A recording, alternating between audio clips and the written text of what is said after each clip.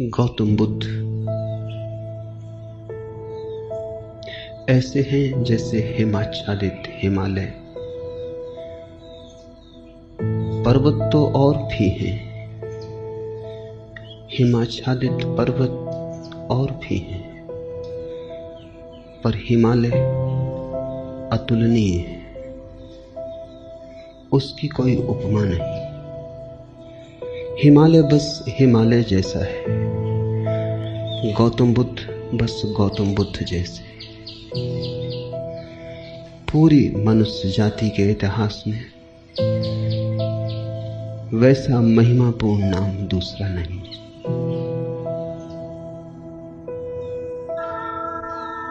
गौतम बुद्ध ने जितने हृदयों की वीणा को बजाया है उतना किसी और ने नहीं। गौतम बुद्ध के माध्यम से जितने लोग जागे और जितने लोगों ने परम भगवत्ता उपलब्ध की उतनी किसी और के माध्यम से नहीं। गौतम बुद्ध की वाणी अनूठी है और विशेषकर उन्हें जो सोच विचार चिंतन मनन विमर्श के आदि हैं।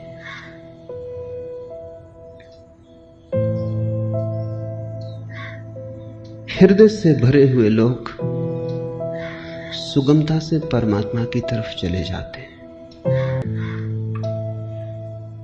लेकिन हृदय से भरे हुए लोग कहां हैं? और हृदय से भरने का कोई उपाय भी तो नहीं है।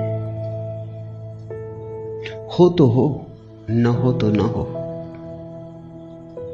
ऐसी आकस्मिक नैसर्गिक बात पर निर्भर नहीं रहा जा सकता। बुद्ध ने उनको चेताया जिनको चेताना सर्वाधिक कठिन है। विचार से भरे लोग, बुद्धिवादी, चिंतन मननशील,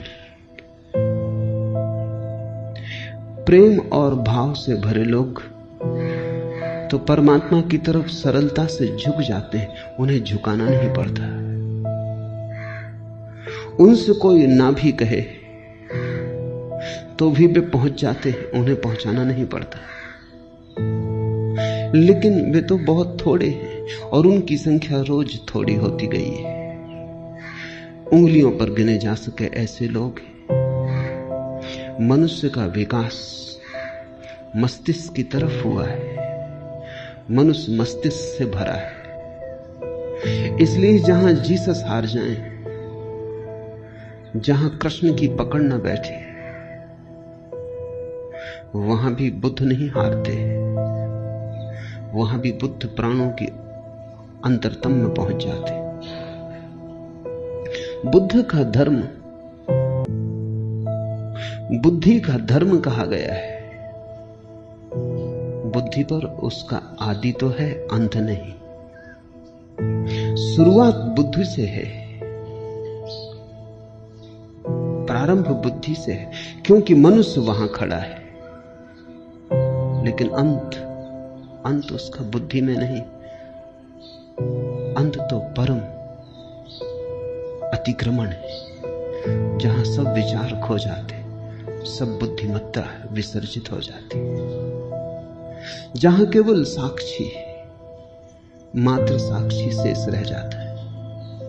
लेकिन बुद्ध का प्रभाव उन लोगों में तत्क्षण अनुभव होता है जो सोच विचार में कुशल है। बुद्ध के साथ मनुष्य जाति का एक नया अध्याय शुरू हुआ। 2500 वर्ष पहले बुद्ध ने वह कहा जो आज भी सार्थक मालूम पड़ेगा और जो आने वाली सदियों तक सार्थक रहेगा।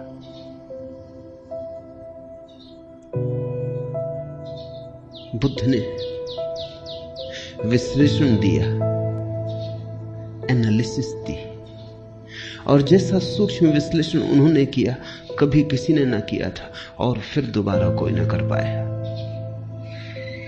उन्होंने जीवन की समस्या के उत्तर शास्त्र से नहीं दिए, विश्लेषण की प्रक्रिया से दिए। बुद्ध धर्म के पहले वैज्ञानिक हैं। उनके साथ श्रद्धा और आस्था की जरूरत नहीं है, उनके साथ तो समझ पर्याप्त है। अगर तुम समझने को राजी हो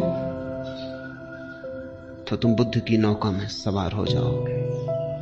अगर श्रद्धा भी आएगी तो समझ की छाया होगी, लेकिन समझ के पहले श्रद्धा की मांग बुद्ध की नहीं। बुद्ध ये नहीं कहते कि जो मैं कहता हूं भरोसा कर लो।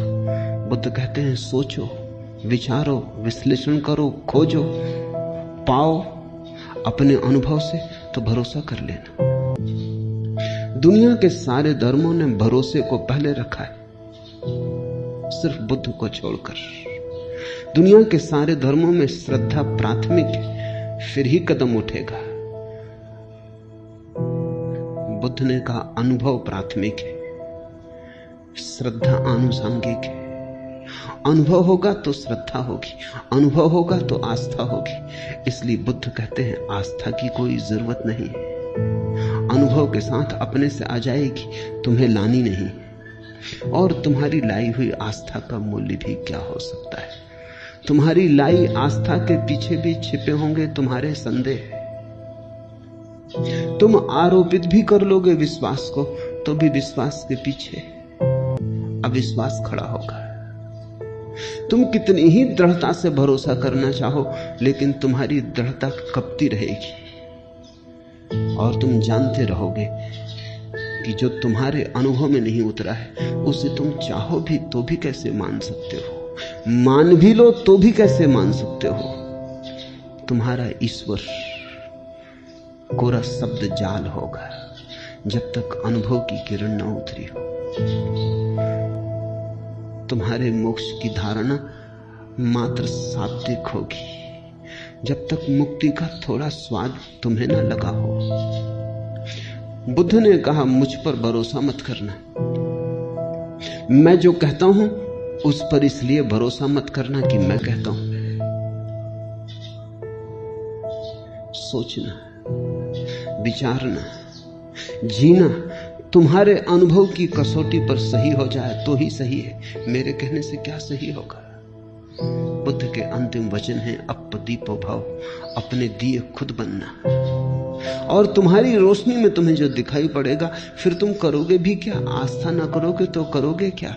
आस्था सहज होगी, उसकी बात ही उठानी व्यर्थ है। बुद्ध का धर्म विश्लेषण का धर्म, लेकिन विश्लेषण से शुरू होता है, समाप्त नहीं होता। वहां समाप्त तो परम संश्लेषण पर होता है।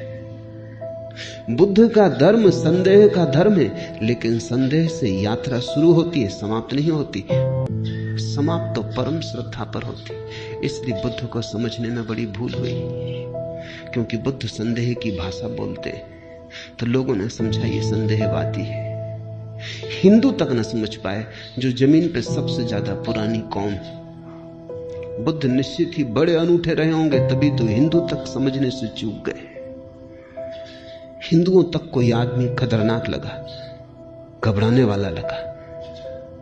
हिंदुओं को भी लगा कि ये तो सारे आधार गिरा देगा धर्म के। और यही आदमी है जिसने धर्म के आधार पहली दफा ढंग से रखे।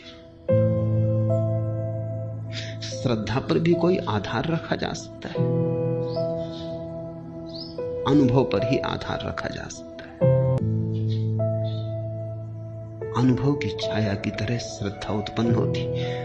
श्रद्धा अनुभव की सुगंध है, और अनुभव के बिना श्रद्धा अंधी है। और जिस श्रद्धा के पास आंख ना हो, उससे तुम सत्य तक पहुंच पाओगे? बुद्ध ने बड़ा दुस्साहस किया। बुद्ध जैसे व्यक्ति पर भरोसा करना एकदम सुगम होता है। उसके उठने बैठने में प्रामाणिकता होती है, उसके शब्द शब्द में वजन होता है, उसके होने का पूरा ढंग स्वयं सिद्ध होता है। उस पर श्रद्धा आसान हो जाती है। लेकिन बुद्ध ने कहा तुम मुझे अपनी बैसाखी मत बनाना। तुम अगर लंगड़े हो मेरी बैसाखी के सहारे चल लिए, कितनी दूर चलोगे, मंजिल तक न पहुंच पाओगे। आज मैं साथ हूं, कल मैं साथ न रहूंगा, फिर तुम्हें अपने ही पैरों पर चलना है। मेरी रोशनी से मत चलना, क्योंकि थोड़ी देर को संग साथ हो गया है अंधेरे जंगल में। तुम मेरी रोशनी में थोड़ी देर रोशन हो लोगे, फिर हमारे रास्ते अलग हो जाएंगे। मेरी रोशनी मेरे साथ होगी, तुम्हारा अंधेरा तुम्हारे साथ होगा। अपनी रोशनी पैदा करो, अप दीपो भव। ये बुद्ध का धम्मपद। कैसे वो रोशनी पैदा हो सकती है अनुभव की, उसका विश्लेषण है। श्रद्धा की कोई मांग नहीं है,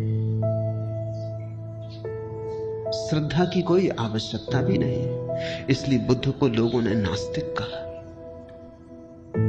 क्योंकि बुद्ध ने यह भी नहीं कहा कि तुम परमात्मा पर श्रद्धा करो। तुम कैसे करोगे श्रद्धा? तुम्हें पता होता तो तुम श्रद्धा करते ही, तुम्हें पता नहीं है। इस अज्ञान में तुम कैसे श्रद्धा करोगे? और अज्ञान में तुम जो श्रद्धा बांध भी लोगे, वो तुम्हारी अज्ञान के ईंटों से बना हुआ भवन होगा। उसे तुम परमात्मा का मंदिर कैसे कहोगे?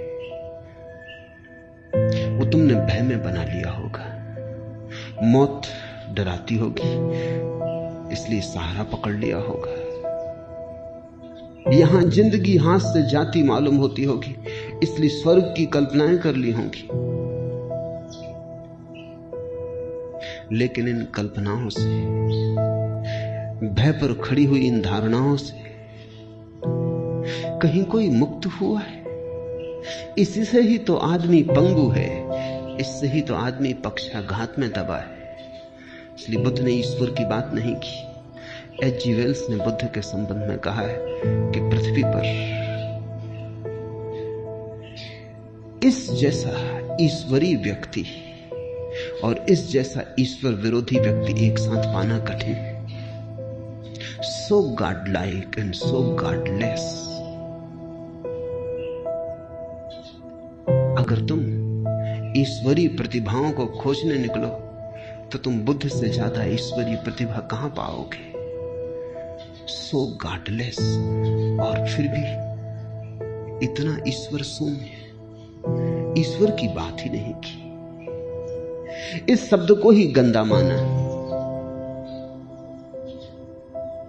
इस शब्द का उच्चार नहीं किया।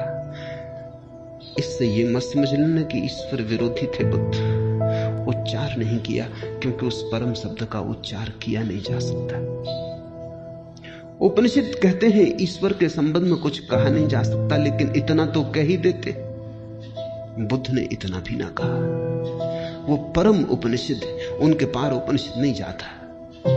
जहां उपनिषद समाप्त होते हैं वहां बुद्ध शुरू होते। आखिर इतना तो कह ही दिया, रोक ना सके अपने को कि ईश्वर निर्गुण है, तो निर्गुण उसका गुण बना दिया। कहा कि ईश्वर निराकार है, तो निराकार उसका आकार हो गया। लेकिन बिना कहे न रह सके। उपनिषद के ऋषि भी बोल गए, मौन में ही संभालना था उस संपदा को, बोलकर गंवा दी। बंधी मुट्ठी लाख की थी, खुली दो कौड़ी की हो गई।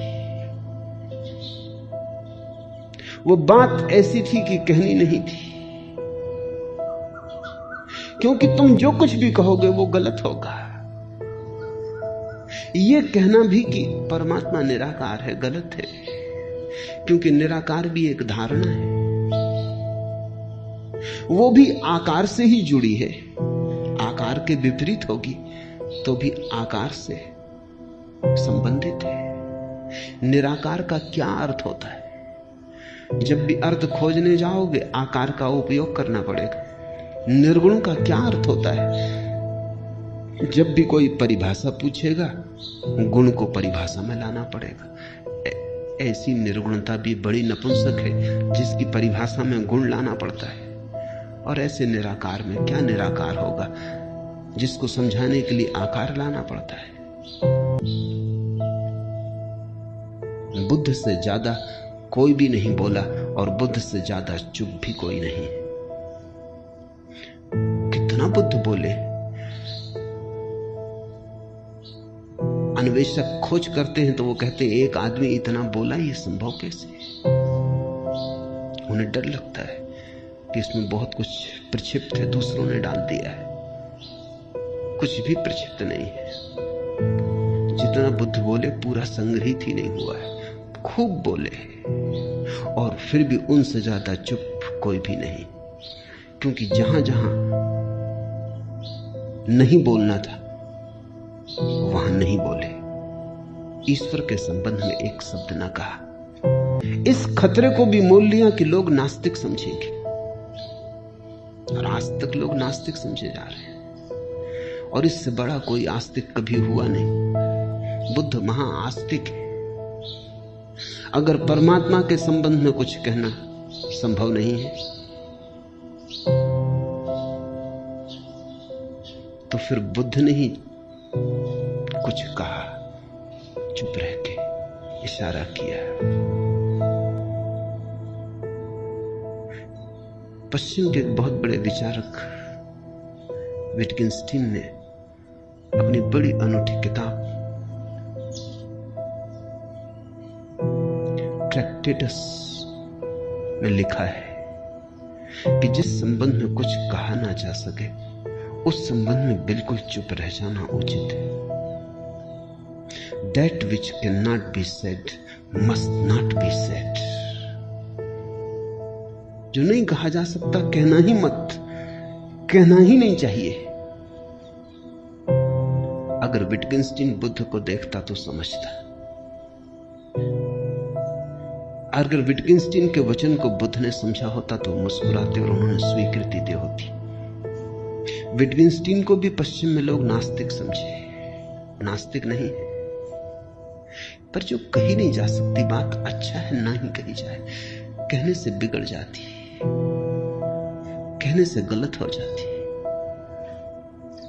लाओस से तक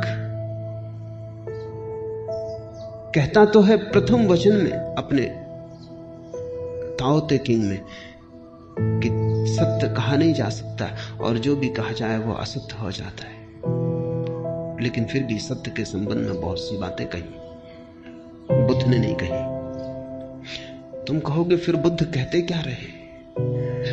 बुद्ध ने स्वास्थ्य के संबंध में एक शब्द भी नहीं कहा, केवल बीमारी का विश्लेषण किया और निदान किया, औषधि की व्यवस्था की। बुद्ध ने कहा मैं एक वैद्य हूं, मैं कोई दार्शनिक नहीं हूं।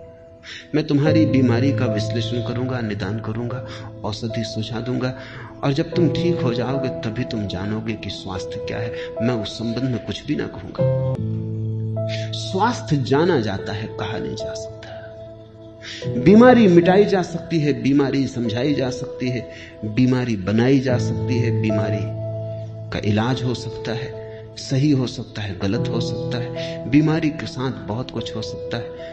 स्वास्थ्य, जब बीमारी नहीं होती तब जो शेष रह जाता है वही। उस तरफ केवल इशारे हो सकते हैं, मौन, इंगित हो सकते हैं, वे भी प्रत्यक्ष नहीं, बड़े परोक्ष।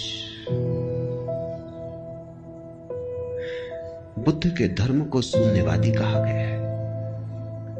शून्यवादी उनका धर्म है, लेकिन इससे ये मत समझ लेना कि शून्य पर उनकी बात पूरी हो जाती। नहीं, बस शुरू होती। बुद्ध एक ऐसे उत्तुंग शिखर है जिसका आखिरी शिखर हमें दिखाई नहीं पड़ता। बस थोड़ी दूर तक हमारी आंखें जाती, हमारी आंखों की सीमा है। थोड़ी दूर तक हमारी गर्दन उठती है, हमारी गर्दन के झुकने की सामर्थ्य है, और बुद्ध खोते चले जाते हैं। दूर हिमाच्छादित शिखर है, बादलों के पार।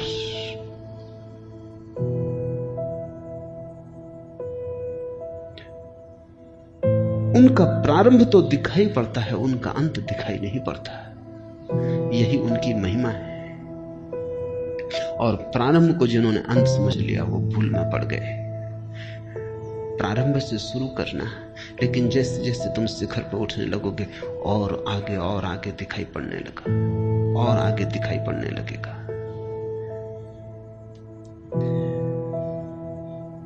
बहुत लोग बोले, बहुत लोगों ने मनुष्य के रोग का विश्लेषण किया है, लेकिन ऐसा सचोट नहीं। बड़े सुंदर ढंग से लोगों ने बातें कही, बड़े गहरे प्रतीक उपाय में लाए, पर बुद्ध के कहने का ढंग ही और, अंदाजे बयां और। जिसने एक बार सुना पकड़ा गया, जिसने एक बार आंख से आंख मिला ली फिर भटक न पाया। जिसको बुद्ध की थोड़ी सी भी झलक मिल गई उसका जीवन रूपांतरित हुआ।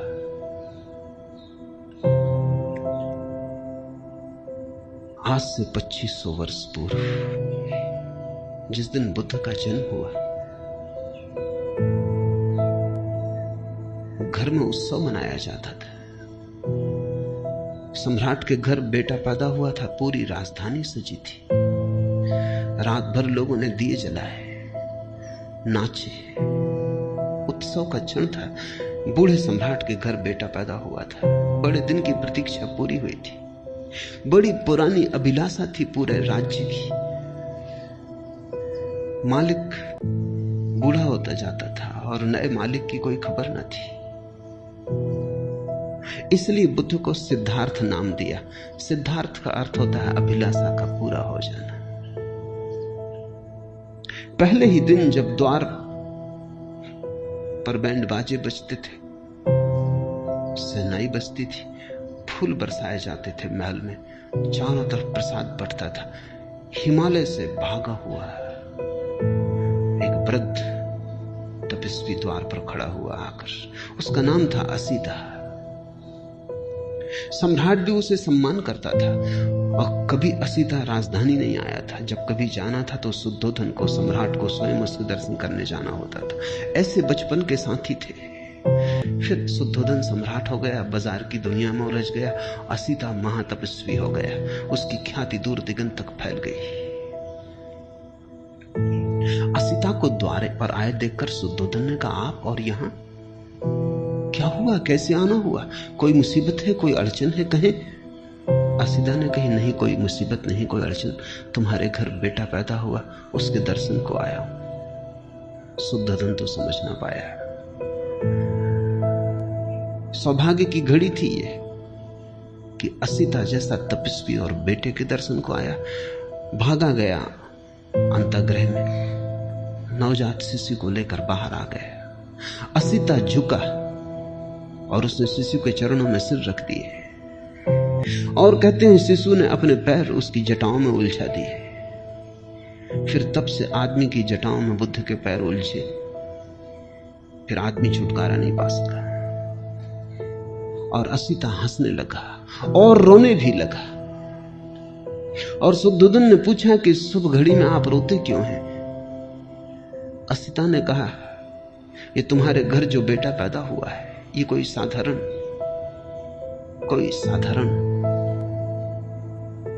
आत्मा नहीं, असाधारण है। कई सदियां बीत जाती, ये तुम्हारे लिए ही सिद्धार्थ नहीं है, ये अनंत अनंत लोगों के लिए सिद्धार्थ है। अनेकों की अभिलाषाएं इससे पूरी होंगी। हंसता हूं कि इसके दर्शन मिल गए, हंसता हूं, प्रसन्न हूं कि इसने मुझ बूढ़े की जटाओं में अपने पैर उलझा दिए। ये सौभाग्य का क्षण है। रोता इसलिए हूं कि जब ये कली खिलेगी, फूल बनेगी, जब दिग दिगंत में इसकी सुवास उठेगी और इसकी सुवास की छाया में करोड़ों लोग राहत लेंगे, तब मैं न रहूंगा। ये मेरा शरीर छूटने के करीब आ गया। और एक बड़ी अनूठी बात असीता ने कही है, वो ये कि अब तक आवागमन से छूटने की आकांक्षा थी, वो पूरी भी हो गई। आज पछतावा होता है, एक जन्म अगर और मिलता है तो इस बुद्ध पुरुष के चरणों में बैठने की, इसकी वाणी सुनने की, इसकी सुगंध को पीने की, इसके नशे में डूबने की सुविधा हो जाती। आज पछताता हूं, लेकिन मैं मुक्त हो चुका हूं। ये मेरा आखिरी अवतरण है, अब इसके बाद देह न धर सकूंगा। अब तक सदा ही चेष्टा की थी कि कब छुटकारा हो शरीर से, कब आवागमन से। आज पछताता हूं कि अगर थोड़ी देर और रुक गया होता। इसे तुम थोड़ा समझो। बुद्ध के फूल के खिलने के समय असीता चाहता है कि अगर मोक्ष भी दांव पर लगता हो तो कोई हर्जा नहीं। तब से 2500 साल बीत गए, बहुत प्रज्ञा पुरुष हुए, लेकिन बुद्ध अतुलनीय है। और उनकी अतुलनीयता इसमें है कि उन्होंने इस सदी के लिए धर्म दिया और आने वाले भविष्य के लिए धर्म दिया। कृष्ण की बात कितनी ही समझा के कही जाए, इस सदी के लिए मौजू नहीं बैठती।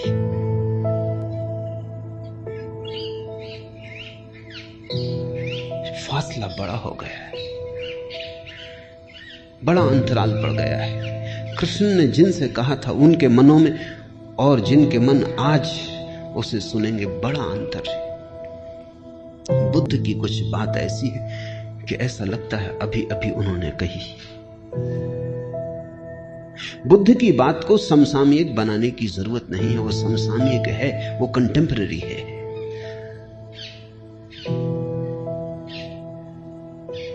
कृष्ण पर बोलो तो कृष्ण को खींच के लाना पड़ता है 20वीं सदी में, बुद्ध को नहीं लाना पड़ता है। बुद्ध जैसे खड़े ही हैं, 20वीं सदी में ही खड़े, और ऐसा अनेक सदियों तक रहेगा। क्योंकि मनुष्य ने जो होने का ढंग अंगीकार कर लिया है बुद्धि का, वो अब ठहरने को है, वो अब जाने को नहीं।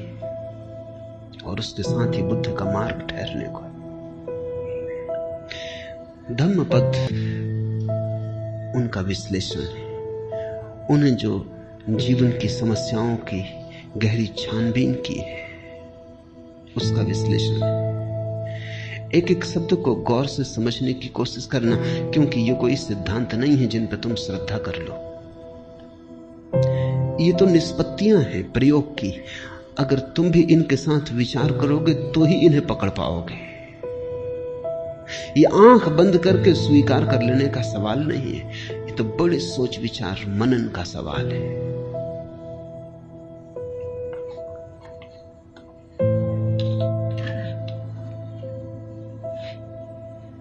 साधारणतः आदमी की जिंदगी क्या है? कुछ सपने, कुछ टूटे फूटे सपने, कुछ अभी भी साबित भविष्य की आशा में अटके। आदमी की जिंदगी क्या है? अतीत के खंडहर, भविष्य की कल्पनाएं। आदमी का पूरा होना क्या है? चले जाते हैं, उठते हैं, बैठते हैं, काम करते हैं, कुछ पक्का पता नहीं क्यों, कुछ साफ जाहिर नहीं कहां जा रहे हैं। बहुत जल्दी में भी जा रहे हैं, बड़ी पहुंचने की तीव्र उत्कंठा है, लेकिन कुछ पक्का नहीं कहां पहुंचना चाहते, किस तरफ जाते हो। कल मैं एक गीत पढ़ता था शाहिर का, न कोई ज्यादा न कोई मंजिल न रोशनी का सुराग, न कोई ज्यादा न कोई मंजिल न रोशनी का सुराग, भटक रही है खलाओं में जिंदगी मेरी। न कोई रास्ता न कोई मंजिल, रोशनी का सुराग भी नहीं, कोई एक किरण भी नहीं, और पूरी जिंदगी अंधेरी घाटियों में, शून्य में भटक रही है खलाओं में जिंदगी मेरी। ऐसी ही मनुष्य की दशा है सदा से। बहुत सी झूठी मंजिलें भी तुम बना लेते हो। राहत के लिए कुछ तो चाहिए। सत्य बहुत कड़वा है, और अगर सत्य के साथ तुम खड़े हो जाओ तो खड़े होना भी मुश्किल मालूम होगा। सिगमंड फ्रायड ने कहा है कि आदमी बिना झूठ के जी नहीं सकता। झूठ सहारा है। तो हम झूठी मंजिलें बना लेते हैं। असली मंजिल का तो कोई पता नहीं। बिना मंजिल के जीना असंभव। कैसे जियोगे बिना मंजिल के? अगर ये पक्का ही हो जाए कि पता ही नहीं कहां जा रहे हैं, तो पैर कैसे उठेंगे? यात्रा कैसे होगी? तो हम कल्पित मंजिल बना लेते, एक झूठी मंजिल बना लेते। उससे राहत मिल जाती, लगता है कहीं जा रहे हैं। कोई रास्ता नहीं है, क्योंकि झूठी मंजिलों के कहीं कोई रास्ते होते? जब मंजिल ही झूठी है तो रास्ता कैसे हो सकता है? तो फिर हम रास्ता भी बना लेते हैं। रास्ता बना लेते हैं, मंजिल बना लेते हैं, सब कल्पित, सब मन के जाल, सब सपने। और ऐसे अपने को भर लेते हैं और लगता है शून्य भर गया, जिंदगी बड़ी भरी पूरी। कोई कुछ दिन हुए चल बसा। एक मित्र ने आके कहा कि आपको पता चला फला फला व्यक्ति चल बसे, बड़ी भरी पूरी जिंदगी थी। मैंने पूछा, रुको, चल बसे ठीक, उसमें तो कुछ किया नहीं जा सकता, लेकिन भरी पूरी जिंदगी थी, ये तुमसे किसने कहा?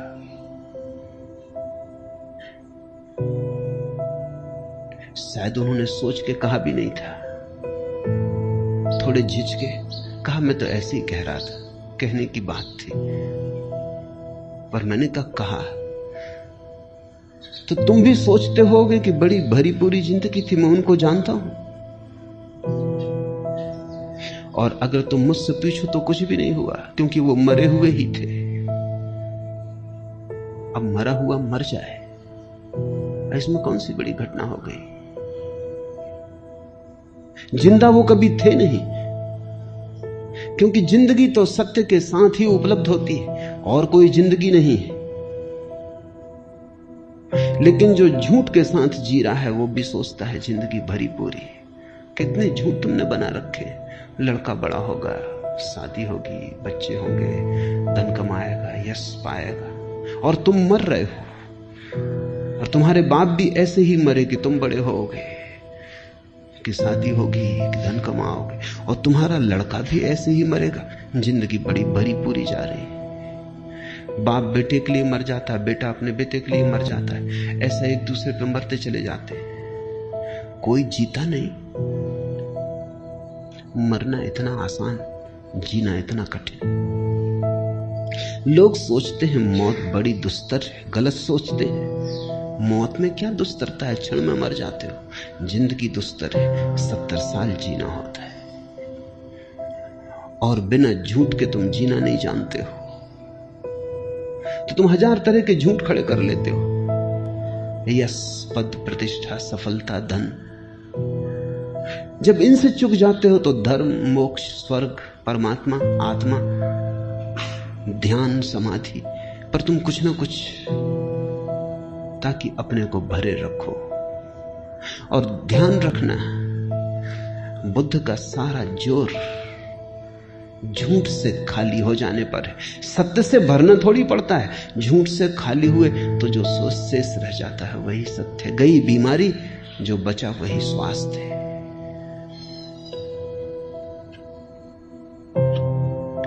लेकिन कितने ही लोगों ने जगाने की कोशिश की है, तुम जागते नहीं। आदमी का झूठ को पैदा करने का अभ्यास इतना गहरा है कि वो बुद्ध के आसपास भी, बुद्ध भी मौजूद हों जगाने को, तो उनके आसपास भी अपनी नींद की सुविधा जुटा लेता है। बुद्ध जगाते हैं, तुम उनके जगाने की चेष्टा को भी नशा बना लेते हो। तुम हर चीज में से शराब निकाल लेते हो। ऐसी कोई चीज नहीं है जिसमें से तुम शराब ना निकाल लो। इसलिए तो बुद्ध आते हैं, चले जाते हैं, बुद्ध पुरुष पैदा होते हैं, विदा हो जाते। तुम अपनी जगह अडिग खड़े रहते, तुम अपने झूठ से हटते नहीं। शायद बुद्ध पुरुषों ने जो कहा उसको भी तुम अपने झूठ में सम्मिलित कर लेते। क्या है तुम्हारे झूठ का राज? अहंकार। अहंकार सरासर झूठ है। ऐसी कोई चीज कहीं है नहीं। तुम हो नहीं, सिर्फ एक भ्रांति हो। है तो पूर्ण, सारा अस्तित्व इकट्ठा है। यह भ्रांति है कि तुम अलग हो। कल ही एक मित्र से मैंने कहा कि अब जागो, तो उन्होंने कहा कि कोशिश बहुत करता हूं, मन निंदा से भी भर जाता है, अपने प्रति अपराधी भी मालूम होता हूं, बेईमान भी मालूम पड़ता हूं, क्योंकि जो करना चाहिए मालूम है, समझ में आता और नहीं कर रहा हूं। तो मैंने उनसे कहा तुम एक ही कृपा करो, ये करने का ख्याल छोड़ दो, क्योंकि उसने पैदा किया, वही श्वास ले रहा है, तुम करना भी उसी पे छोड़ दो। उन्होंने कहा कि जन्म उसने दिया, इतना तक तो मैं मान सकता हूं, लेकिन बाकी और काम वही कर रहा है, ये नहीं मान सकता। ये तो मैं मान ही नहीं सकता कि बेईमानी भी वही कर रहा है। अभी थोड़ा सोचने जैसा है। हमें भी लगेगा कि बेचारा धार्मिक बात तो कह रहा है ये व्यक्ति, कि बेईमानी कैसे परमात्मा पे छोड़ दूं, लेकिन नहीं, सवाल ये नहीं है। अहंकार, ये कोई परमात्मा को बचाने की चेष्टा नहीं है कि परमात्मा पे बेईमानी कैसे सौंप दूं।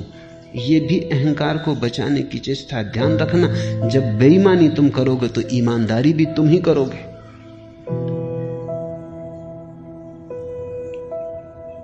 लेकिन जब जन्म भी तुम्हारा अपना नहीं और मौत भी तुम्हारी अपनी नहीं है, तो दोनों के बीच में तुम्हारा अपना कुछ कैसे हो सकता है?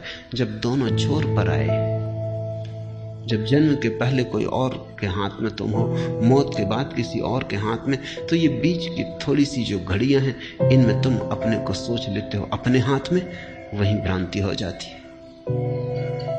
वही अहंकार तुम्हें जगने नहीं देता। वही अहंकार सोने की नई तरकीबें, व्यवस्थाएं खोज लेता है। इसलिए बुद्ध पुरुष आते हैं, उनके तीर ठीक तरकस से तुम्हारे हृदय की तरफ निकलते, पर तुम बचा जाते। हजारों खिज्र पैदा कर चुकी है नस्ल आदम की।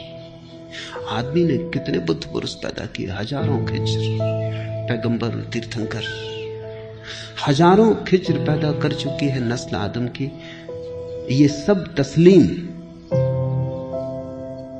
लेकिन आदमी अब तक भटकता है। ये सब तस्लीम, ये सब स्वीकार कि हजारों बुद्ध पुरुष हुए, पर इससे क्या फर्क पड़ता है? आदमी अब तक भटकता है। आदमी भटकना चाहता है। कहता तो आदमी यही है कि भटकना नहीं चाहता। कहते तो तुम मेरे पास यही हो, शांत होना चाहते हैं, सत्य होना चाहते हैं, सरल होना चाहते हैं, लेकिन सच में तुम होना चाहते हो, या कि सरलता के नाम पर तुम नई जटिलता खोज रहे हो, या सत्य के नाम पर तुमने नए झूठों की तलाश शुरू की है, या शांति के नाम पर अब तुमने एक नया रोग पाला। अब तुम शांति के नाम पर अशांत होने को उत्सुक हुए। साधारण आदमी अशांत होता है, सिर्फ शांति की तो कम से कम चिंता नहीं होती। अब तुम शांति के लिए भी चिंतित हो। पुरानी अशांति तो बरकरार, अब तुम और धन करोगे, उसमें गुणनफल करोगे। अब तुम कहोगे कि शांति भी चाहिए, अब एक नई अशांति जुड़ी कि शांति नहीं। झूठ तो तुम थे, अब तुम कहते हो सत्य खोजेंगे। अब तुम सत्य के नाम पर कुछ नए झूठ इजाद करोगे, स्वर्ग के, मोक्ष के, नरक के, परमात्मा के, आकाश के। मंदिरों में जाओ, स्वर्गों के नक्शे टंगे, पहला स्वर्ग, दूसरा स्वर्ग, पहला खंड, दूसरा खंड, तीसरा खंड, सचखंड तक नक्शे टंगे हुए। आदमी की मूढ़ता की कोई सीमा है, कोई अंत है? अपने घर का भी नक्शा भी तुमसे बनेगा नहीं। अपना भी नक्शा तुम बना ना सकोगे कि तुम क्या हो, कहां हो, कौन हो। तुमने स्वर्ग के नक्शे बना लिए।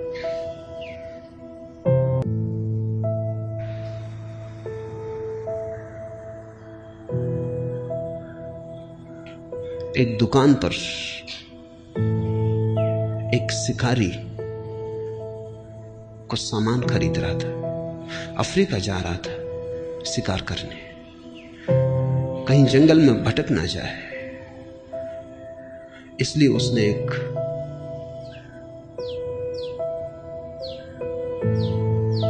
यंत्र खरीदा, दिशा सूचक यंत्र, कंपास। और तो सब ठीक था, उसने खोल के देखा, लेकिन कंपास में पीछे एक आईना भी लगा था। ये उसकी समझ में ना आया। कभी कोई कंपास है या किसी स्त्री का साज श्रृंगार का सामान, इसमें आईना किस लिए लगा है? ये दिशा सूचक यंत्र है, इसमें आईने की क्या जरूरत? उसने दुकानदार से पूछा कि और सब तो ठीक है, लेकिन ये मेरी समझ में नहीं आया कि इसमें आईना क्यों लगा। दुकानदार ने, ये इसलिए कि जब तुम भटक जाओ तो कंपास तो बताएगा स्थान, आईने में तुम देख लेना ताकि पता चल जाए कौन भटक गया है। कहां भटक गए हो ये तो कंपास से पता चल जाए, लेकिन कौन भटक गया है अपना पता नहीं। स्वर्ग के नक्शे बना दिए।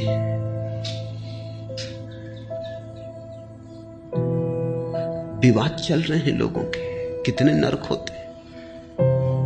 हिंदू कहते हैं 3, जैन कहते हैं 7। बुद्ध ने बड़ी मजाक की, उन्होंने कहा 700।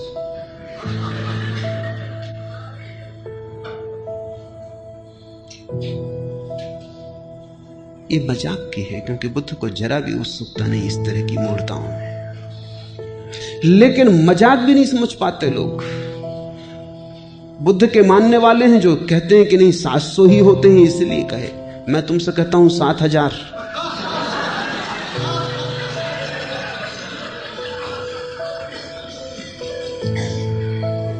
आदमी सत्य से भी झूठ खोज लेता है, इसलिए आदमी भटकता है। बुद्ध बड़े शुद्ध खोजी हैं, उनकी खोज बड़ी निर्दोष। घर छोड़ा तो जितने गुरु उपलब्ध थे सबके पास गए। गुरु उनसे थक गए, क्योंकि असली शिष्य आ जाए तभी पता चलता है कि गुरु गुरु है या नहीं। झूठे शिष्यों के साथ तो पता नहीं चलता। लोग मुझसे पूछते हैं आके, असली गुरु का कैसे पता चले? मैं उनको कहता हूं तुम फिक्र ना करो, अगर तुम असली शिष्य हो पता चल जाए। नकली गुरु तुमसे बचेगा, भागेगा कि ये चला आ रहा असली शिष्य, ये झंझट खड़ी करेगा। तुम गुरु की फिक्र ही छोड़ दो। असली शिष्य अगर तुम हो तो नकली गुरु तुम्हारे पास टिकेगा ही नहीं। तुम टिके रहना, वो ही भाग जाएगा। जिब्रान की कहानी है कि एक आदमी गांव गांव कहता फिरता था कि मुझे स्वर्ग का पता है, जिनको आना हो मेरे साथ आ जाओ। कोई आता नहीं था, लेकिन लोगों को 1000 दूसरे काम। कोई स्वर्ग जाने की इतनी जल्दी वैसे भी किसी को नहीं। लोग स्वर्गीय तो मजबूरी में होते, तो हाथ पैर ही नहीं चलते, लोग मरघट पे पहुंचाते तब स्वर्गीय होते। कोई स्वर्गीय होने को राजी नहीं था। लोग कहते आपकी बात सुनते जचती, जब जरूरत होगी तब उपयोग करेंगे, मगर अभी कृपा करें, अभी हमें जाना नहीं। एक गांव में ऐसा हुआ, उस आदमी का खूब धंधा चलता था, क्योंकि जिनको स्वर्ग नहीं जाना, इनको बचने के लिए भी गुरु को कुछ गुरु दक्षिणा देनी पड़ती थी। वो आ जाए गांव में और समझाए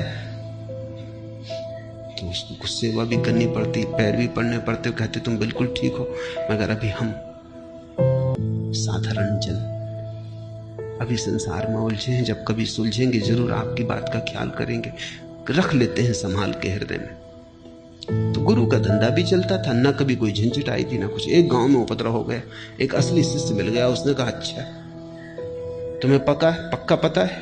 बिल्कुल पक्का पता है, क्योंकि अभी तक कोई झंझटाई नहीं थी। तो उसने कहा अच्छा मैं चलता हूँ, कितने दिन लगेंगे पहुंचने में? तब जरा गुरु घबराया कि ये जरा उपद्रवी मालूम पड़ता है। पैर छुओ बात ठीक है, सांस चलने की बात, मगर अब सबके सामने मना भी नहीं कर सका। उसने कहा देखेंगे, भटकाएंगे, साल 2 साल, भाग जाएगा अपने आप। 6 साल बीत गए, वो उनके पीछे ही पड़ा है। वो कहता है कि कब आएगा, अभी तक आया नहीं। एक दिन उस गुरु ने कहा तेरे हाथ जोड़ता हूं भैया, तू जब तक न मिला था हमको भी पता था, तेरे कारण हमारा भी था। असली शिष्य मिल जाए तो फिर गुरु अपने आप। दुनिया में नकली गुरु हैं क्योंकि नकली शिष्यों की बड़ी संख्या है। नकली गुरु तो बाई प्रोडक्ट, वो सीधे पैदा नहीं होते, नकली शिष्य उन्हें पैदा कर लेता है। बुद्ध सभी गुरुओं के पास गए, गुरु घबरा गए क्योंकि ये व्यक्ति निश्चित प्रामाणिक था। जो उन्होंने कहा वो इसने इतनी पूर्णता से किया कि उनको भी दया आने लगी कि तो हमने भी नहीं किया है, कोई करते नहीं था तब तक बात ठीक थी।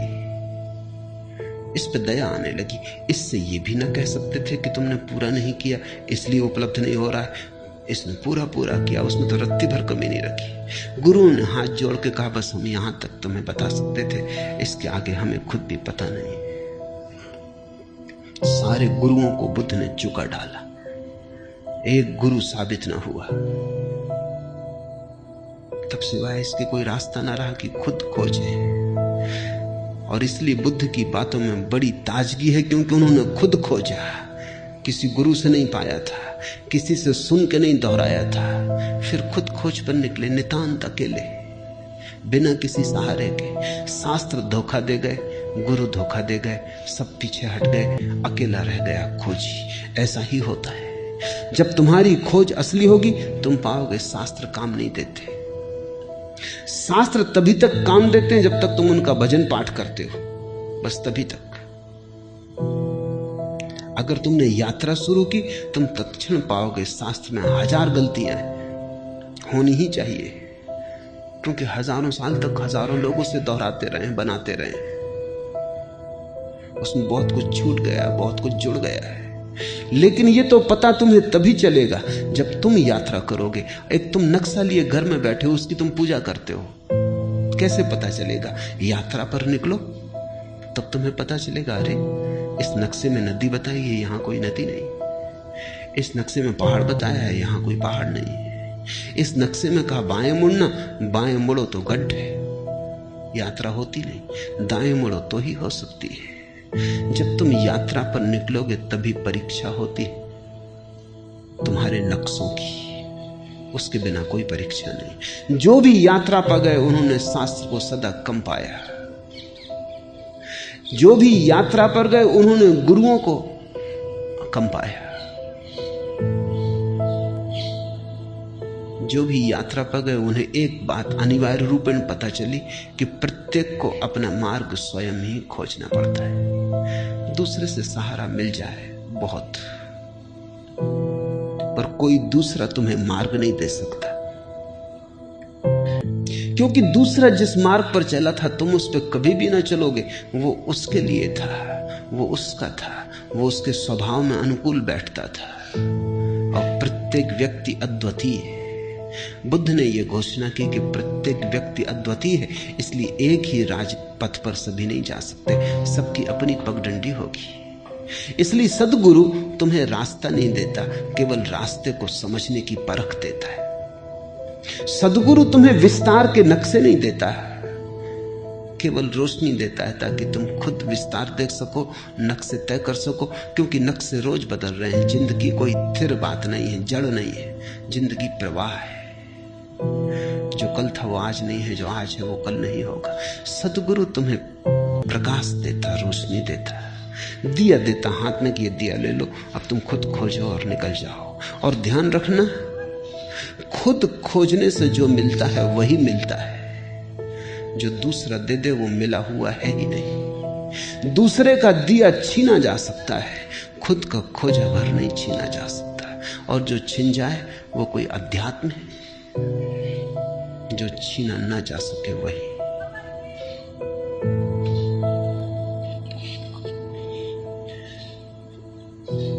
पहली गाथा, मन सभी प्रवृत्तियों का पुरोगामी है, मन उनका प्रधान है, वे मनोमय है। यदि कोई दोषयुक्त मन से बोलता है या कर्म करता है तो दुख उसका अनुसरण वैसे ही करता है जैसे गाड़ी का चक्का खींचने वाले बैलों के पैर का। छोटा सूत्र पर बड़ा दूरगामी।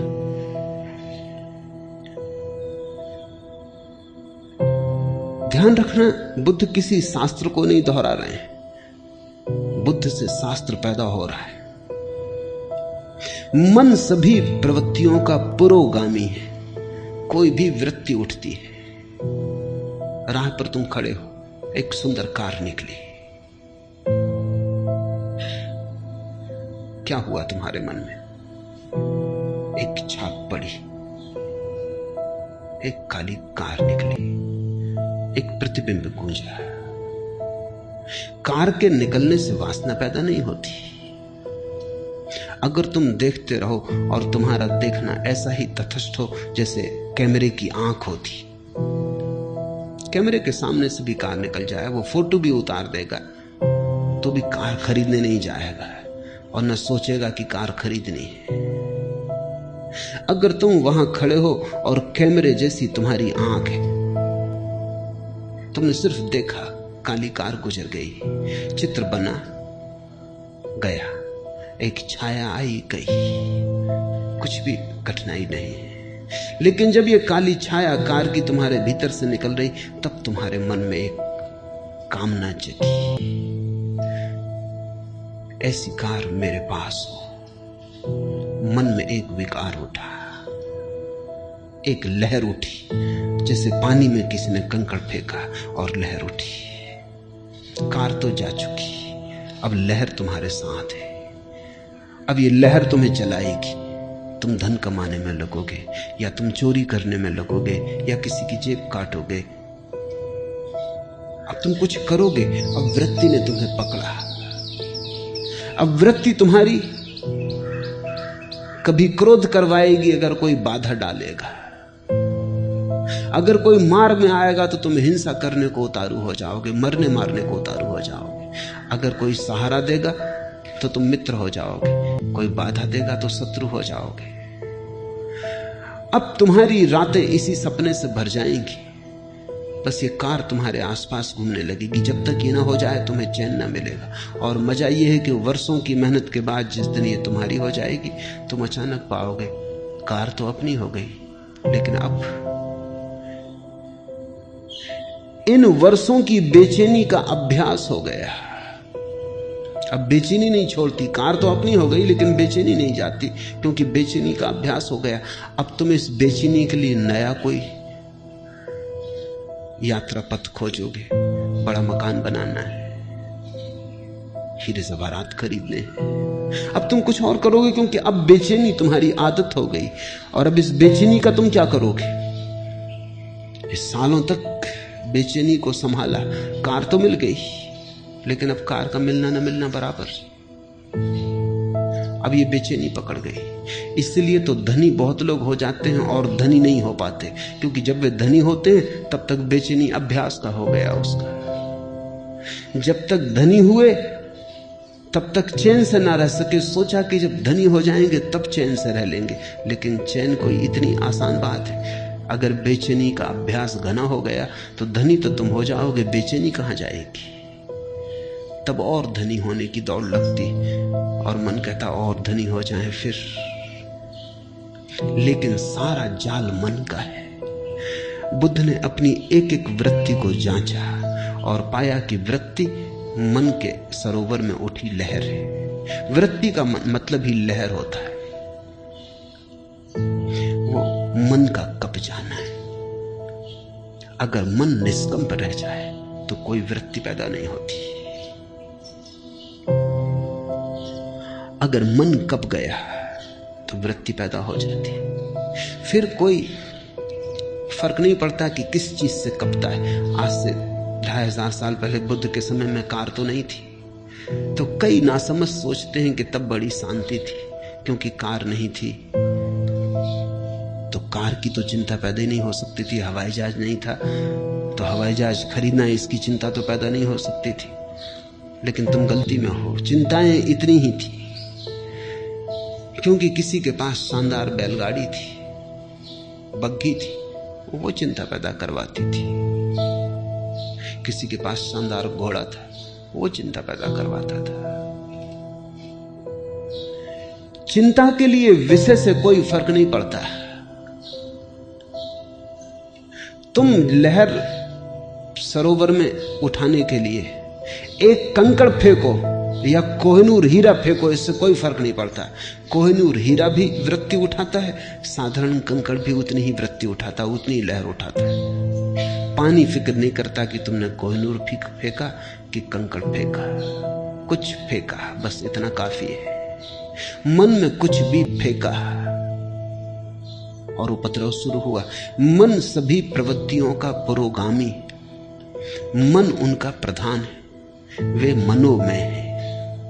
यदि कोई दोषयुक्त मन से बोलता है या कर्म करता है तो दुख उसका अनुसरण वैसे ही करता है जैसे गाड़ी का चक्का खींचने वाले बैलों के पैर का।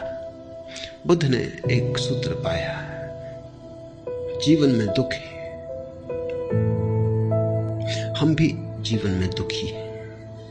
और जब हमें दुख पकड़ता है तो हम पूछते हैं किसने दुख पैदा किया, कौन मेरा दुख पैदा कर रहा है? पत्नी, पति, बेटा, बाप, मित्र, समाज, कौन मेरा दुख पैदा कर रहा है?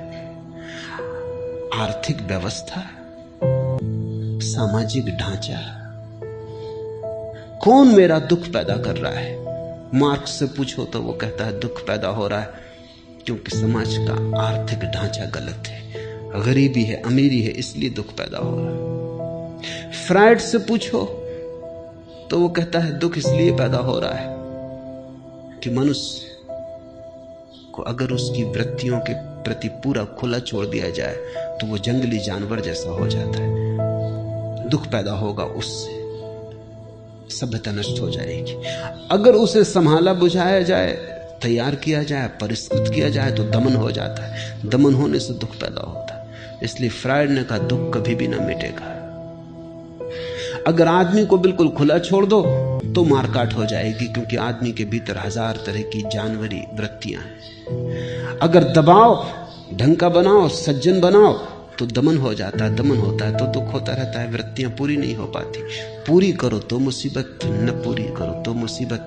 तो फ्रायड ने तो अंत में कहा कि आदमी जैसा है कभी सुखी हो ही नहीं सकता, सुख असंभव है। फ्रायड और मार्क्स, इनका विश्लेषण ही अगर अकेला विश्लेषण होता तो पक्का है कि आदमी कभी सुखी नहीं हो सकता। क्योंकि रूस में गरीब अमीर मिट गए लेकिन दुख नहीं मिटा। गरीब अमीर मिट गए तो दूसरे वर्ग खड़े हो गए। कोई पद पर है, कोई पद पर नहीं है, कोई कम्युनिस्ट पार्टी में है, कोई कम्युनिस्ट पार्टी में नहीं है। जो पद पर है वो इतना शक्तिशाली हो गया है जितना धनी पुराने दिनों में कभी भी न था, और जो पद पर नहीं है वो इतना निर्बल हो गया है जितना भूखा भिखमंगा गरीब कभी नहीं था। धनी के हाथ में इतनी ताकत कभी नहीं थी जितनी रूस में पदाधिकारी के हाथ में। संघर्ष वहीं के वहीं खड़ा है, भेद वहीं के वहीं खड़ा है। वर्ग नए बन गए, पुराने मिटे। तो कुछ ऐसा लगता है आदमी बीमारी बदलता जाता है। क्रांतियों के नाम से केवल बीमारी बदलती, कुछ भी बदलता नहीं। ऊपर के ढंग बदलते हैं, भीतर का रोग जारी रहता है। सब क्रांतियां व्यर्थ हो गई। सिर्फ बुद्ध की एक क्रांति अभी भी सार्थकता रखती। बुद्ध कहते हैं तुम्हारे मन में ही कारण है। बाहर खोजने गए, पहला कदम ही गलत पड़ गया, अब तुम ठीक कभी ना हो पाओगे। तुम्हारे मन में ही दुख का कारण है। जब भी तुम किसी को दुख देना चाहते हो तुम दुख पाओगे।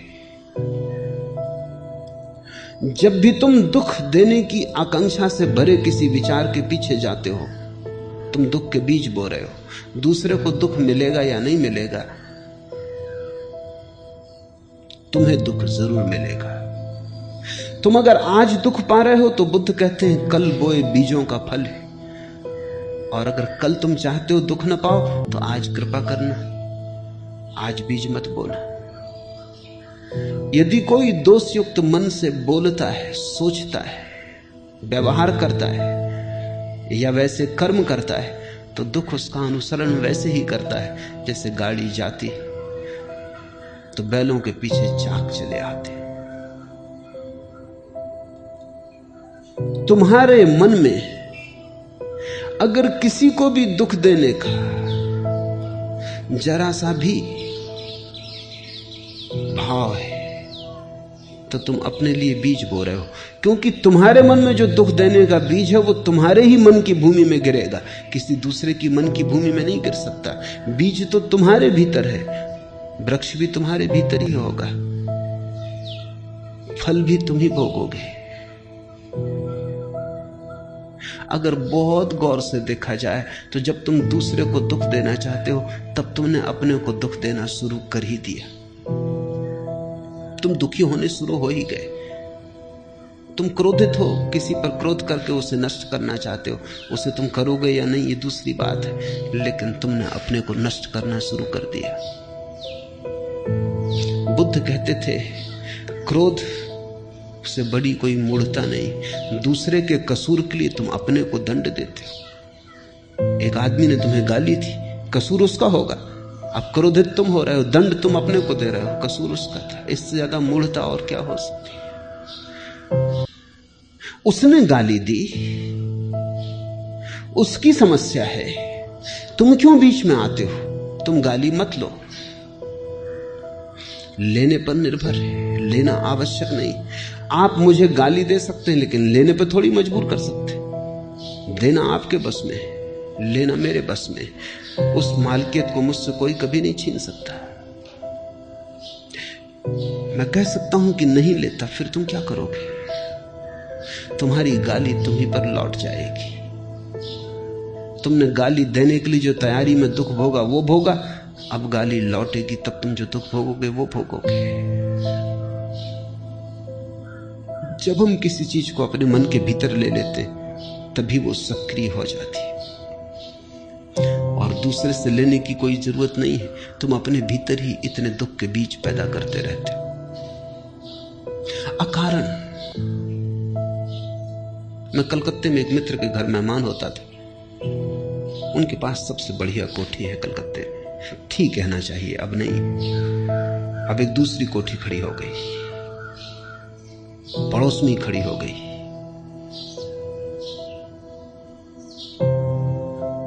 जब मैं उनके घर मेहमान होता था तो वो हमेशा अपने मकान में मुझे ले जाते। कई बार दिखा चुके थे मगर फिर दिखाते, उनका रस खत्म नहीं होता था। स्विमिंग पूल, बगीचा सब दिखाते। उनकी आदत थी, ये मान के मैं जब भी वो दिखाते फिर इस तरह उत्सुकता लेता जैसे कभी नहीं देखा है। मगर आखिरी बार जब उनके घर गया तो उन्होंने मकान ना दिखाया। मैं थोड़ा हैरान हुआ, क्या ये आदमी बदल गया? मैंने पूछा कि क्या मामला है, मकान नहीं दिखलाइएगा? कहने लगे क्या खाक दिखलाएं, क्या हुआ? देखते नहीं कि बगल में एक बड़ा मकान खड़ा हो गया। जब तक इससे बड़ी कोठी ना कर लूं तब तक अब चैन नहीं। अब क्या दिखाना है? इनका मकान वैसी का वैसा है, क्योंकि बगल का मकान इनके मकान में कुछ फर्क नहीं किया है। इनका मकान ठीक उतना ही सुंदर है जैसा था, लेकिन बगल में एक मकान खड़ा हो गया। बड़ी लकीर किसी ने खींच दी, इनकी लकीर छोटी हो गई बिना छुए। किसी ने छुआ नहीं, हाथ नहीं लगाया, मगर बगल में एक लकीर खड़ी हो गई। उनकी पत्नी ने मुझसे कहा कि कुछ समझाइए इनको, न सोते हैं न चैन, इनकी छाती पे बोझ हो गया है वो बगल का मकान।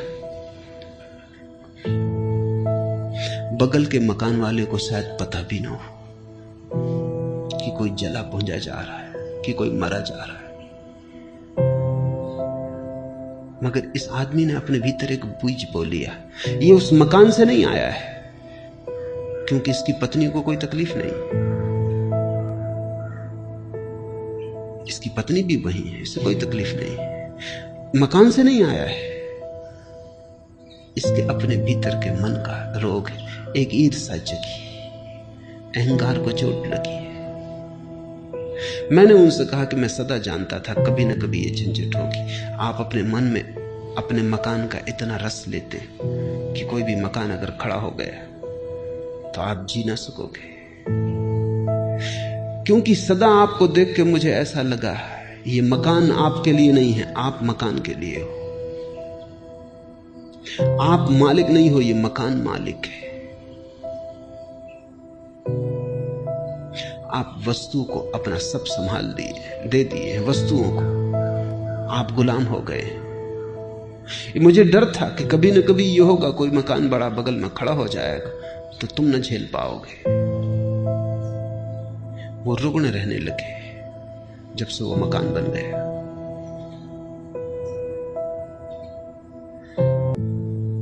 मन में सारा खेल है। यही जिंदगी मुसीबत, यही जिंदगी मसरत, यही जिंदगी हकीकत, यही जिंदगी फसाना। कैसी मन की व्याख्या है, कैसे तुम देखते हो, कैसे तुम सोचते हो, कैसी तुम व्याख्या करते हो जीवन की, सब उस पर निर्भर है। मन सभी प्रवृत्तियों का पुरोगामी है, मन उनका प्रधान है। यदि कोई प्रसन्न मन से बोलता है या कर्म करता है तो सुख उसका अनुसरण करता है, वैसे ही जैसे कभी साथ ना छोड़ने वाली छाया। अगर तुम दुखी हो तो अपने को कारण जानना, अगर सुखी हो तो अपने को कारण जानना। अपने से बाहर कारण को मत ले जाना, वही धोखा है। इसको ही मैं धार्मिक क्रांति कहता हूं। जिस व्यक्ति ने अपने जीवन के सारे कारणों को अपने भीतर देख लिया, वो व्यक्ति धार्मिक हो गया, क्योंकि अब उसके हाथ में है बात। अब दुखी होना हो तो तुम जानते हो कौन से बीज बोने, सुखी होना हो तो जानते हो कौन से बीज बोने। अब कोई मजबूरी न रही। फिर अगर दुख में ही मजा लेना हो तो मजे से बीज बो, कोई बाधा नहीं डाल सकता। लेकिन एक बात फिर तुम न कर सकोगे कि दुख के तो बीज बो और रोना भी रो कि मैं दुखी क्यों। अपने ही हाथ से जहर पियो और फिर रो कि मैं मर क्यों रहा हूं। मरना हो मजे से जहर पियो, जीना हो मत पियो। तुम्हारे हाथ है, तुम्हारी प्याली है, तुम्हारा जहर है, और तुम्ही को जीना या मरना है। उसने मुझे डांटा, मुझे मारा, मुझे जीत लिया, मेरा लूट लिया। जो ऐसी गांठें मन में बनाए रखते उनका वैर शांत नहीं होता। उसने दूसरे पर जिनका सारा जोर है, उसने मुझे डांटा, उसने मुझे मारा, उसने मुझे जीत लिया, मेरा लूट लिया। जो दूसरे पर नजर रखते। बुद्ध का एक शिष्य हुआ, पूर्णकाश्यप। वो निश्चित ही पूर्ण हो गया था, इसलिए उसे बुद्ध पूर्ण कहते हैं। फिर एक दिन बुद्ध ने उससे कहा कि पूर्ण, अब तू पूर्ण सच में ही हो गया। अब मेरे साथ साथ डोलने की कोई जरूरत ना रही। अब तू जा,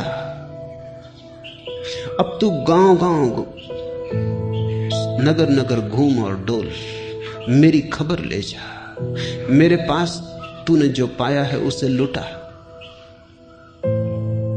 पुण्य का भगवान, किस दिशा में जाऊं? आप इशारा करते हैं।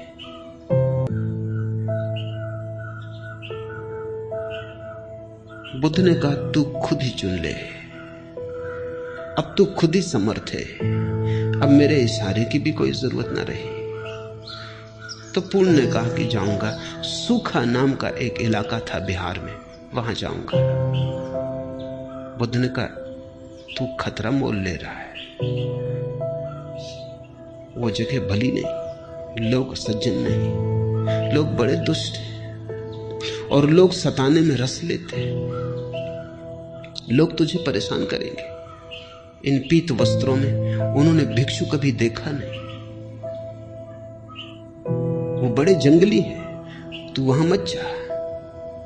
पर पुण्य का इसलिए तो उनको मेरी जरूरत है, किसी को तो जाना ही होगा। कब तक वे जंगली रहें? कब तक उनको पशुओं की तरह रहने दिया जाए? मुझे जाना होगा, आज्ञा दे। बुद्ध ने कहा जा, मेरे 2-3 सवालों के जवाब दे दे। पहला, अगर वे तुझे गालियां दें, अपमान करें तो तुझे क्या होगा? तो पूर्ण ने कहा, ये भी आप मुझसे पूछते हैं क्या होगा? आप भली भांति जानते कि मैं प्रसन्न होऊंगा, क्योंकि मेरे मन में ये भाव उठेगा कितने भले लोग हैं, सिर्फ गालियां देते, मारते नहीं। मार भी सकते थे। बुद्ध ने कहा ठीक, मगर अगर मारने ही लगे तो तेरे मन में क्या होगा? पूर्ण ने कहा, आप पूछते, आप भली भांति जानते कि पूर्ण प्रसन्न होगा कि धन्य भाग कि मारते हैं, मार ही नहीं डालते, मार भी डाल सकते थे। बुद्ध ने कहा, आखिरी सवाल पूर्ण, अगर मार ही डालें तो मरते वक्त तेरे मन में क्या होगा? पूर्ण ने कहा, आप और पूछते, आपको भली भांति मालूम है कि जब मैं मर रहा हूंगा तो मेरे मन में होगा धन्य भाग, उस जीवन से छुटकारा दिला दिया जिसमें कोई भूल चूक हो सकती थी। बुद्ध ने कहा, अब तू जा, अब तुझे जहां जाना है तू जा। अब तुझे कोई गाली नहीं दे सकता, अब तुझे कोई मार नहीं सकता, अब तुझे कोई मार डाल नहीं सकता। ऐसा नहीं कि वो तुझे गाली ना देंगे, गाली तो वो देंगे, लेकिन तुझे अपनी कोई गाली नहीं दे सकता। ऐसा नहीं कि वो तुझे मारेंगे नहीं, मारेंगे, लेकिन तुझे अब कोई मार नहीं सकता। और कौन जाने कोई तुझे मार भी डाले, लेकिन अब तू अमृत है, अब तेरी मृत्यु संभव नहीं। सारा खेल मन का है। कैसे हम देखते, उसने मुझे डांटा, उसने मुझे मारा, मुझे जीत लिया, मेरा लूट लिया। जो ऐसी गांठें मन में नहीं बनाए रखते, उनका वैर शांत हो जाता है। और वैर नरक है, कहीं और कोई नरक नहीं। शत्रुता में जीना नरक है। तुम जितनी शत्रुता अपने चारों तरफ बनाते हो, उतना तुम्हारा नरक बड़ा हो जाता है। तुम जितनी मित्रता अपने चारों तरफ बनाते हो, उतना स्वर्ग खड़ा हो जाता है। स्वर्ग मित्रों के बीच जीने का नाम है, नरक शत्रुओं के बीच जीने का नाम है। और सब तुम पे निर्भर है। नरक कोई भौगोलिक जगह नहीं है, और न कोई स्वर्ग कोई भौगोलिक जगह है। नक्शों में मत पड़ना। मनोदशाएं, स्टेट्स ऑफ माइंड। जब तुम सारे जगत को मित्र की तरह देखते हो, ऐसा नहीं कि सारा जगत मित्र हो जाएगा, इस भूल में मत पड़ना। लेकिन तुम जब सारे जगत को मित्र की भांति देखते हो, तुम्हारे लिए जगत मित्र हो गया, तुम्हारे शत्रु समाप्त हो गए। और अगर कोई तुम्हारी शत्रुता करेगा तो वो शत्रुता उसके मन में होगी, वो उसकी पीड़ा पाएगा, लेकिन तुम्हें कोई पीड़ा नहीं दे सकता।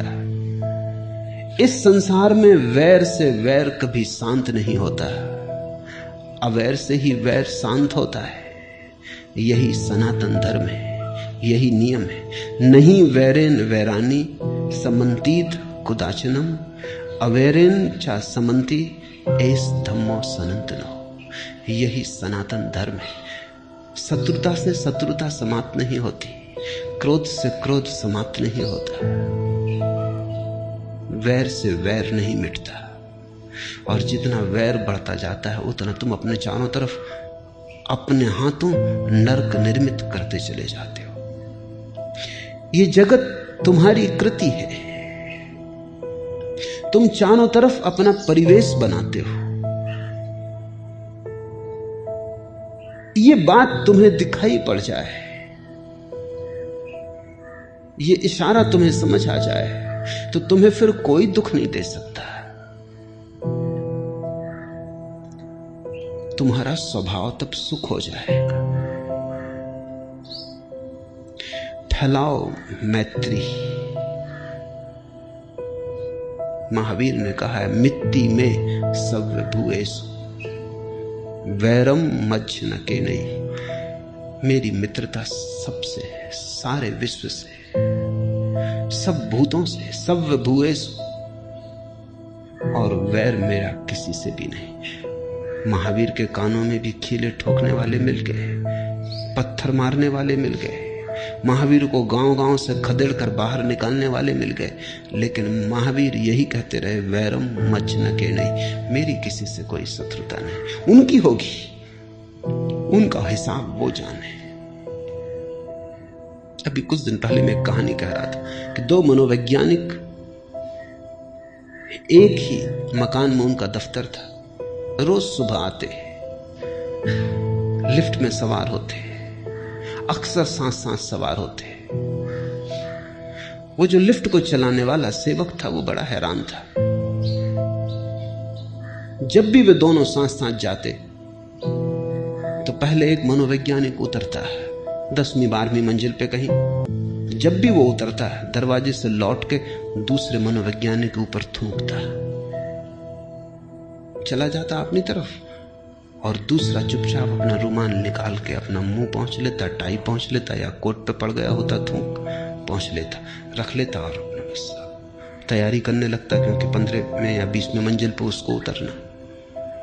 आखिर उस लिफ्ट मैन को और संभालना मुश्किल हो गया। एक दिन उसने कहा कि बात बहुत हुई जा रही, ये मामला क्या है, ये आदमी क्यों आपके ऊपर थूकता है? तो उस मनोवैज्ञानिक ने कहा, ये उसकी समस्या है, उसी से पूछो, मेरा इसमें कोई हाथ ही नहीं, ये समस्या उसकी है, उसी से पूछो, बेचारा, जरूर कोई ना कोई पागलपन उससे सवार है, मेरा तो कुछ भी नहीं बिगड़ता है, पहुंच लेता हूं, उसकी सोचो, असली तकलीफ वही पा रहा है। थूकने के पहले तकलीफ पाता होगा, थूकते वक्त तकलीफ पाता है, पीछे तकलीफ पाता होगा, क्योंकि समस्या उसकी है, वही कुछ कर रहा है, हम तो केवल दर्शक हैं। अगर जीवन को ऐसे देखने की कला आ जाए तो फिर तुम्हें कोई दुख नहीं दे सकता। दूसरा देना भी चाहे तो ये उसकी समस्या है। और तुम इस भ्रांति में कभी मत पड़ना कि वैर से तुम दूसरों के वैर को मिटा दोगे, कभी कोई नहीं मिटा पाया। प्रेम से ही मिटता है वैर, करुणा से ही मिटता है क्रोध। इस संसार में वैर से वैर कभी शांत नहीं होते, अवैर से ही होते, यही सनातन नियम है, ये बुद्ध के धर्म की आधारशिला है। और थोड़ा सोचो भी कि कौन तुम्हें सुख दे पाता है, कौन तुम्हें दुख दे पाता है, सब तुम्हारे मन का ही हिसाब है। अभी घड़ी भर पहले जो बात सुख देती थी, घड़ी भर बाद दुख देने लगती। अभी जो बात दुख दे रही, घड़ी भर बाद सुख दे सकती है। तुम्हारी व्याख्या, तुम कैसे उस बात को पकड़ते हो, क्या उस बात को रंग देते हो, क्या रूप देते हो। और अगर तुम्हें यह दिखाई पड़ जाए कि कोई दूसरा सुख नहीं दे सकता तो दुख कैसे देगा? किसने तुम्हें कभी कोई सुख दिया, याद है कुछ?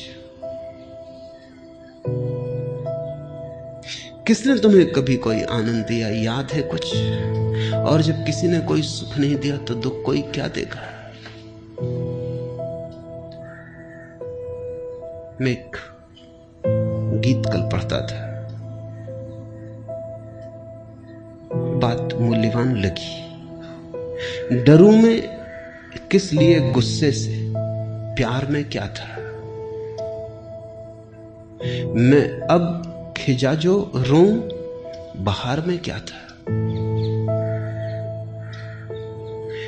डरूं में किस लिए गुस्से से, प्यार में क्या था। जब दूसरे के प्यार से कुछ न मिला तब उसके गुस्से से क्या परेशान होना है। जब प्यार ही कुछ न दे सका तो गुस्सा क्या छीन लेगा। मैं अब खिजा जो रों, बहार में क्या था। और अब पतझड़ आ गई, सब वीरान हुआ जाता है। इसको रोऊं, लेकिन बाहर में क्या था? जब बाहर थी तब भी जब कुछ पास न था, जब बाहर में भी कोई सुख न मिला, तो अब पतझड़ में दुख का क्या प्रयोजन है? लेकिन आदमी बड़ा अजीब है, जिनसे तुम्हें सुख नहीं मिला उनसे भी तुम दुख ले लेते हो।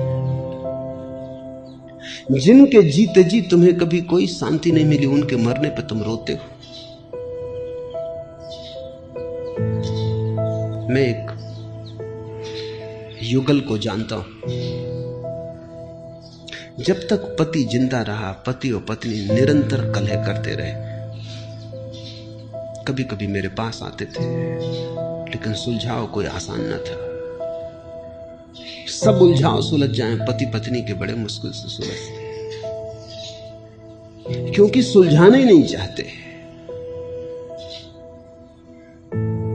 शायद वही उनकी जिंदगी है, वही व्यस्तता है, वही कुल भराव है, वो भी चला जाए तो फिर बड़ा खाली हो जाता है। कई बार तलाक देने की बात भी उठी, लेकिन उस पे भी राजी ना हो पाते थे। फिर पति शराब पीने लगा और शराब पीते पीते मरा। जवान ही था, अभी कोई 36 साल उम्र थी, ज्यादा नहीं थी।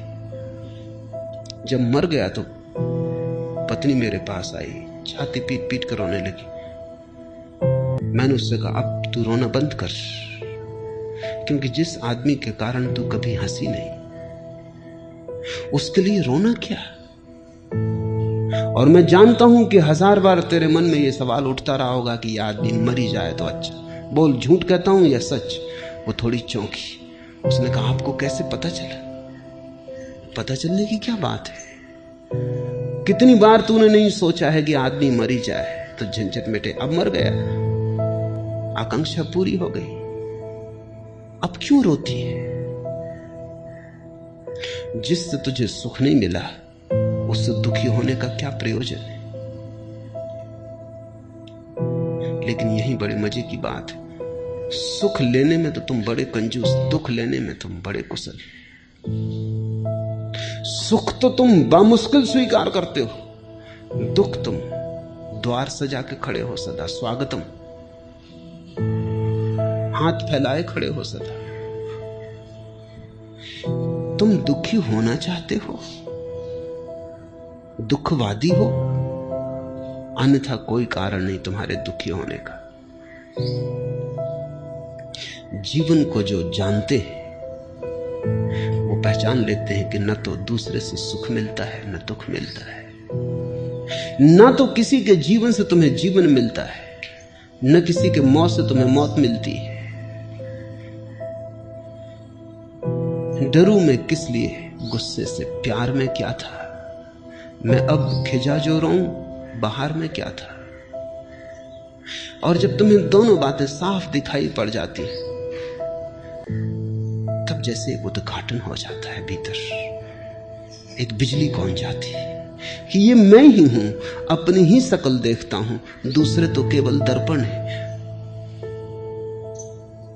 अपने ही प्रतिबिंब, अपनी ही प्रतिध्वनि, अपनी ही परछाई पकड़ता हूं, दूसरे तो केवल दर्पण, घाटियां हैं जिनमें अपनी ही आवाज गूंज के लौट आती है।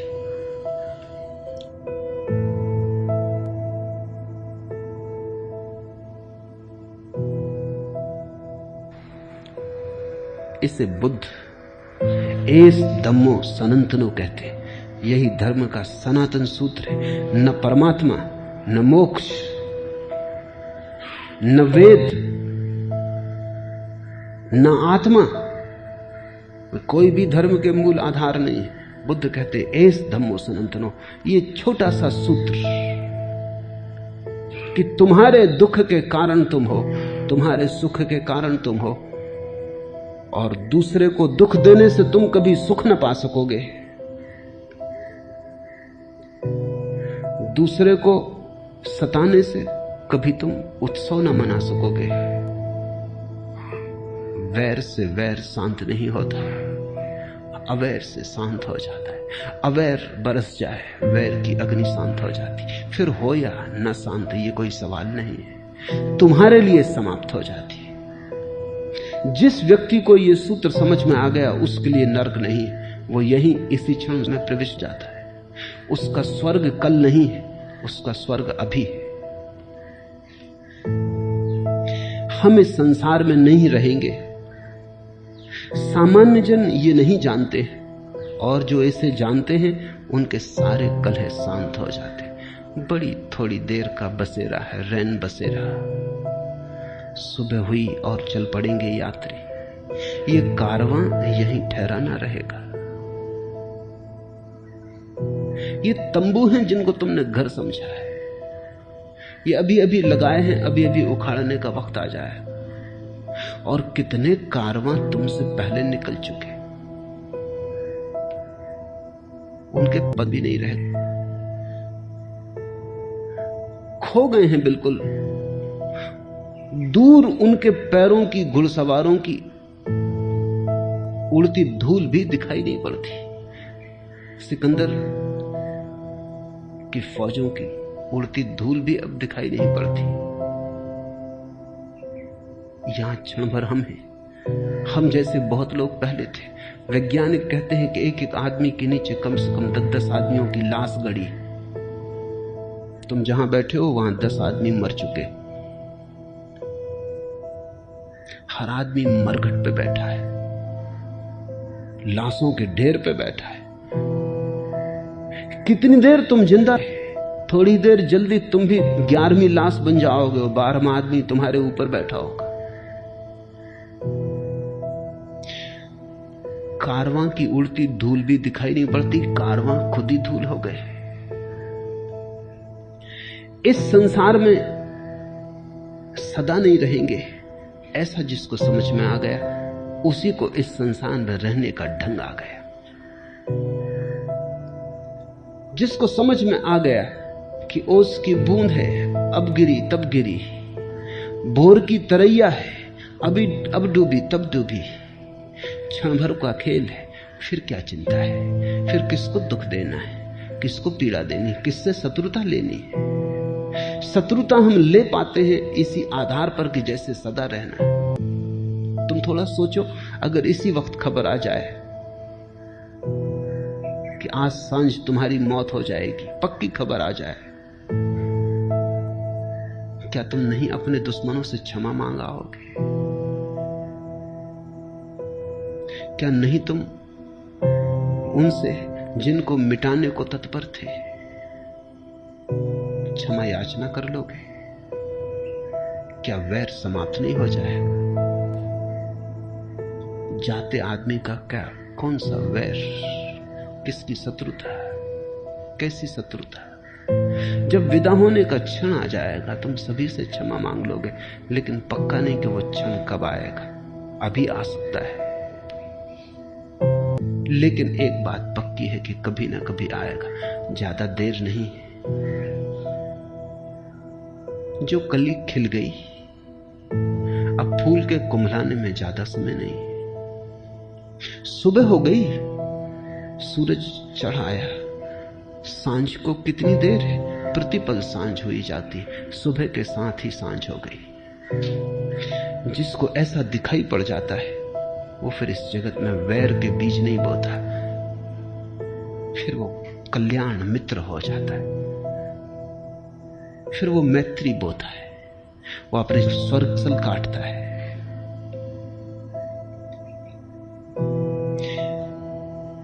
हम इस संसार में नहीं रहेंगे, सामान्य जन ये नहीं जानते, ऐसे जीते हैं जैसे सदा यहां रहना है, उसी से सारी भूल हो जाती है। और जो इसे जानते हैं उनके सारे कलह शांत हो जाते हैं। क्षण भंगुर है जीवन, आंख झपी, क्षण भर का सपना है जीवन। इस पर बहुत भरोसा मत कर लेना। इस पे तुमने जितना ज्यादा भरोसा किया उतने ही भटक जाओगे। इसमें सो मत जाना, जागे रहना,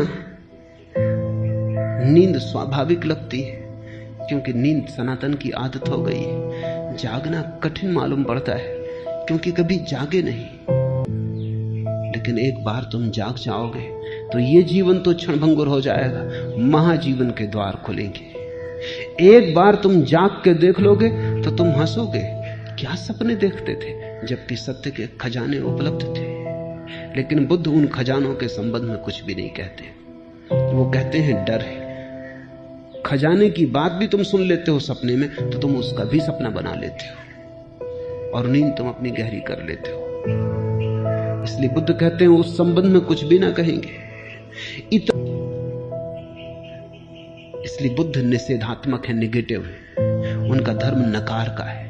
वो ब्रह्म की बात नहीं करते क्योंकि वो तो उसकी बात हो जाएगी जो खुली आंख से दिखाई पड़ता है।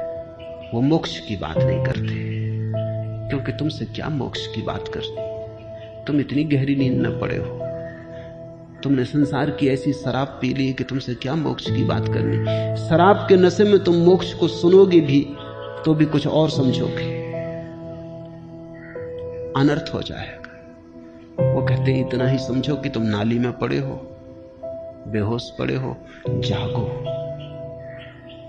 बुद्ध मेटाफिजिक्स, दर्शन शास्त्र की बात नहीं करते, वो सिर्फ तुम्हारी बीमारी की बात करते हैं। और निदान उनका दुरुस्त 100% सही है।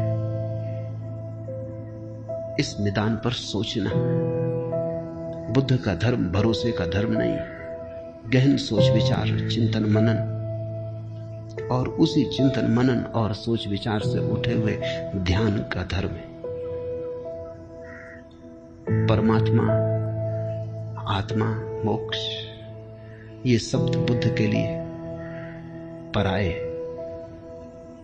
बुद्ध तो तुम्हारे मन का खंड खंड करेंगे क्योंकि तुम्हारा मन ही एकमात्र सवाल है। जो उपनों ने कहा है, वेदों ने कहा है, कुरान ने कहा है, बाइबल ने कहा है, लेकिन बुद्ध उसको कहते नहीं। इस बात को स्मरण रखना, जो पाना है वो पाकर ही जाना जाएगा। उसकी चर्चा व्यर्थ है और उसकी चर्चा खतरनाक है। ज़ेन फकीर हैं जापान में, बुद्ध को प्रेम करते हैं, सुबह सांझ पूजा करते हैं, लेकिन वे कहते हैं अगर बुद्ध का भी बहुत ज्यादा विचार मन में आने लगे और बुद्ध के प्रति भी बहुत ज्यादा लगाव बनने लगे तो सावधान, कहीं नींद में नया सपना तो नहीं आता। रास्ते पे जाएं, उठा के तलवार काट देना। बोकुजू अपने गुरु के पास था, उसके गुरु ने कहा कि देख अब वो खतरा करीब आ रहा है जब बुद्ध तुझे रास्ते पे मिलेंगे, तू डरना मत,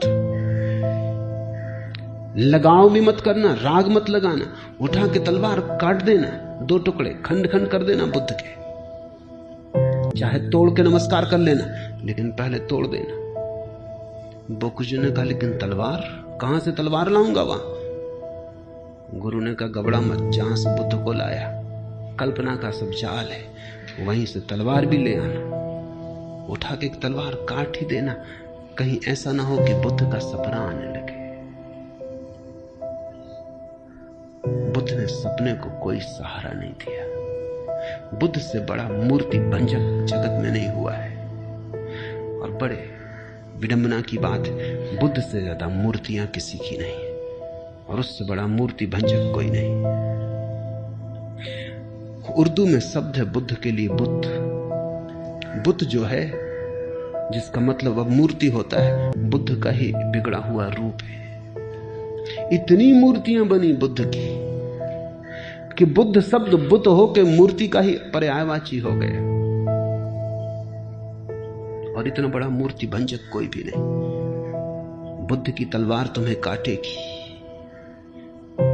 तुम्हें खंड खंड कि तुम ही बचो तुम्हारी शुद्धता में, तुम्हारे परिपूर्ण निर्दोषता में, तुम्हारे क्वारेपन में।